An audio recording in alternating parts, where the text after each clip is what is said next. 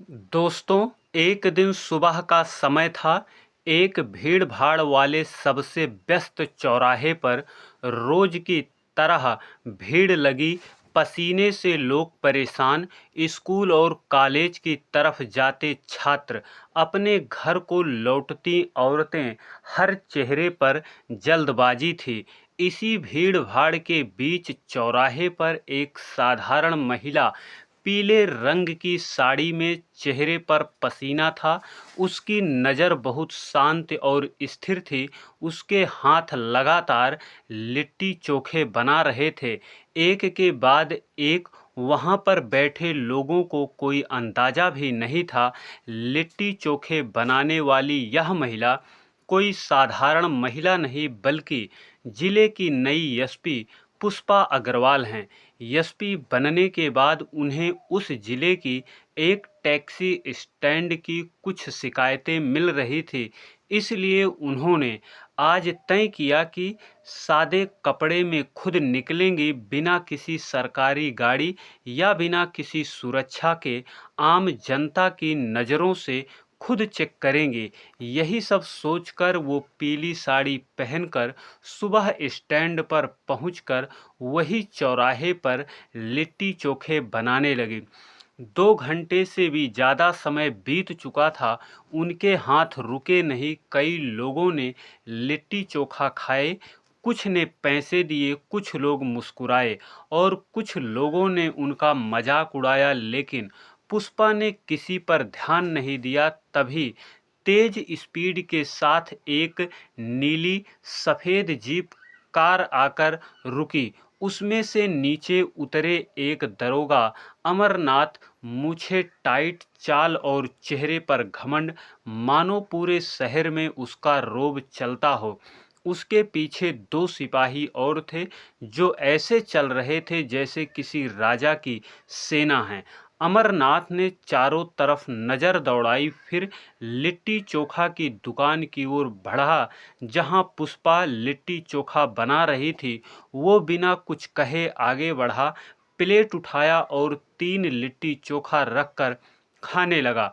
कुछ देर खाने के बाद बोला, ठीक है, स्वाद अच्छा है, तू ठीक काम कर रही है, बस अपने काम में लगी रहो।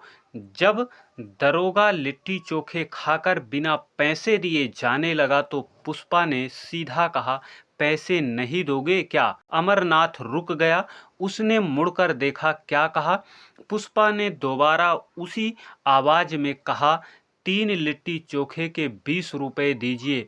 वहां पर खड़े सभी लोग देखने लगे, कोई अपनी मोबाइल निकालने की कोशिश करने लगे।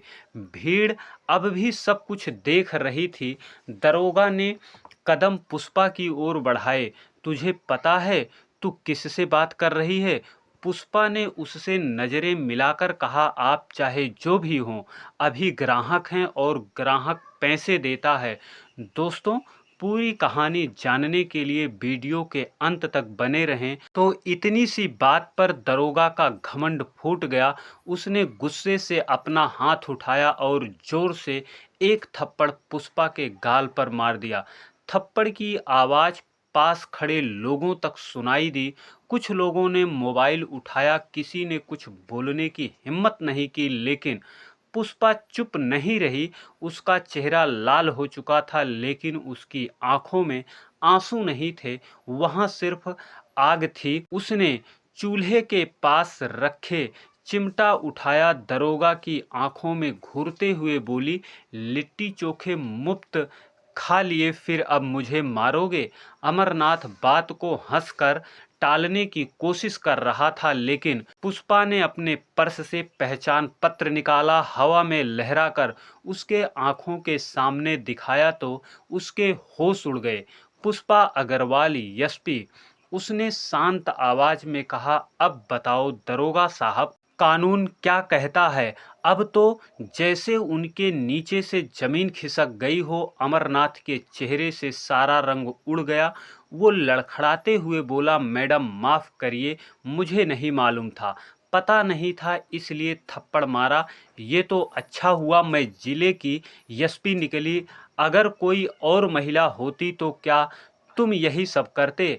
अमरनाथ ने सिर झुका लिया। उसके पीछे खड़े सिपाही अब पीछे हटने लगे। वहां पर खड़ी भीड़ अब वीडियो बना रही थी। पुष्पा ने वहीं पर खड़े एक लड़के से कहा, फोन ऑन करो, वीडियो बनाओ। जिसे सबक सिखाना जरूरी है। ये गलती नहीं, अपराध है और अपराधी को सजा मिलती है। पुष्पा ने अपने फोन से कॉल किया और बोली, एसपी पुष्पा अग्रवाल बोल रही हूँ। कुछ ही देर में वहां सायरन बजती, पुलिस की कई गाड़ियां आ पहुंची। पुष्पा ने पानी से हाथ धोया, फिर चूल्हा बंद किया। उन्होंने तुरंत दरोगा अमरनाथ को सस्पेंड कर दिया और सिपाही से कहा, चलो असली नज़ारा वहां देखने को मिलेगा। उस चौराहे से थाना की दूरी ज़्यादा नहीं थी। पुष्पा के पीछे अब 2 सिपाही और एक युवक कैमरा लिए चल रहे थे। वो वीडियो बना रहे थे।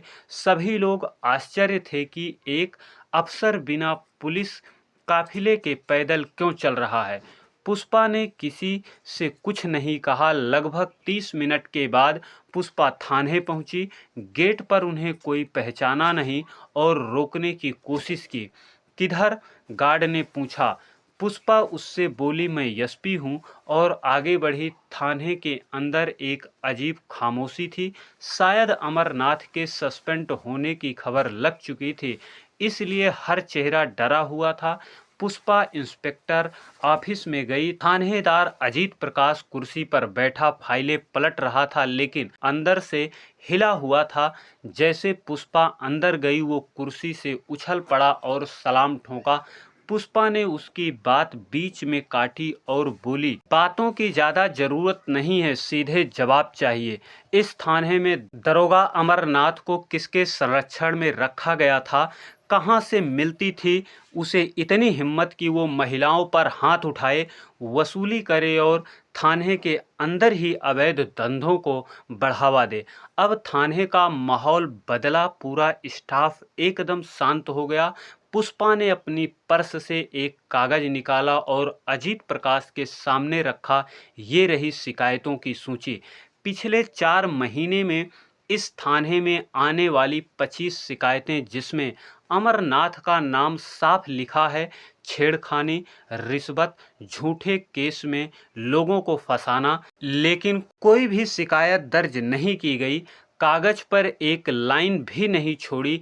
क्यों? शाम तक पूरे जिले में ये खबर आग की तरह फैल चुकी थी। एसपी मैडम ने खुद थाने में छापा मारा।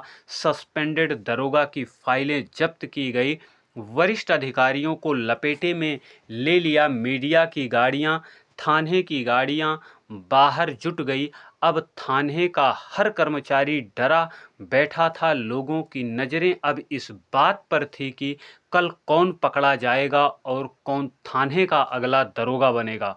पुष्पा को किसी नए दरोगा की चिंता नहीं थी। उन्हें सिर्फ इतना करना था, जिले की जनता को भरोसा दिलाना। कानून सिर्फ ताकतवर लोगों का हथियार नहीं, बल्कि हर आम नागरिक की ढाल भी हो सकता है।